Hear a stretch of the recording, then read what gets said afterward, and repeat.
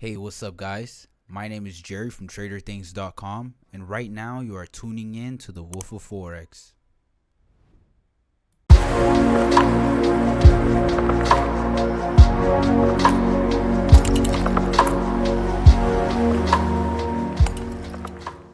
An economy is the wealth and resources of a country, mainly in the terms of the production and consumption of goods and services. And to better understand how the economy works, we will use a model that explains how the economy is organized and how its participants in the economy interact with one another. In this model, the economy has two types of decision makers, households and firms. A household is a person or group of persons who co-reside in or occupy a dwelling and share meals. A firm is any company that seeks to make profit by manufacturing or selling products or services to consumers. Households and firms interact in two types of markets, the product market and the factor market. A factor market is a market for services needed to complete the production process, basically needed inputs or resources that are processed into outputs through production. The product market is the marketplace where final goods or services are sold to businesses and the public sector. Households own and sell factors of production such as land, labor, and capital, while firms hire and use factors of production. In the factor market, households are sellers and firms are buyers. In these markets, households provide firms the resources that the firms use to produce goods and services. In the product market, households are buyers and firms are sellers. Basically, households buy the output of goods and services that the firms produce. So in conclusion, households spend their money providing revenue for firms, which in turn they use to acquire resources like land, labor, and capital from households in the resource market, paying households income in the form of wages from labor, rent from land, and interest from capital.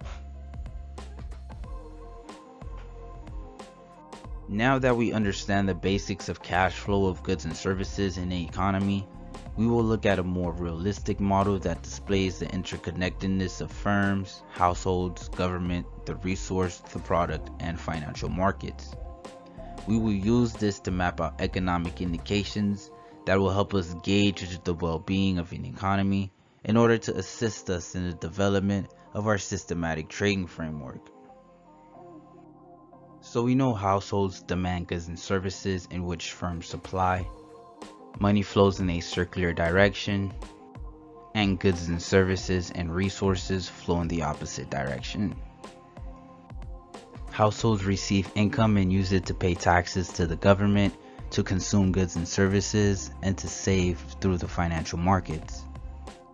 Consumer prices account for most of the overall inflation. Inflation is important to currency valuation because rising prices lead the central bank to raise interest rates out of respect for their inflation containment mandate. So if you don't have income, then you can't spend, which is why the unemployment rate is also an important signal of overall economic health, because consumer spending is highly correlated with labor market conditions. It's a major consideration when steering the country's monetary policy. Firms receive revenue from the sale of goods and services and use it to pay for the factors of production. Firms also pay taxes to the government and, in turn, benefit from government spending on infrastructure. Revenue from firms are used to gauge the cycle of fluctuations in the gross domestic product around its long-term natural growth rate. It explains the expansion and contraction in economic activity that an economy experiences over time. And these are calculated in terms of the growth of the real GDP, which is an inflation-adjusted measure that reflects the value of all goods and services produced by an economy in a given year. Both households and firms borrow in the financial markets to buy investment goods such as houses and factories. The government receives revenue from taxes and uses it to pay for government purchases. Any excess of tax revenue over government spending is called public saving, which can be either positive, a budget surplus, or negative, a budget deficit. Now, the government has two tools for influencing the macroeconomy.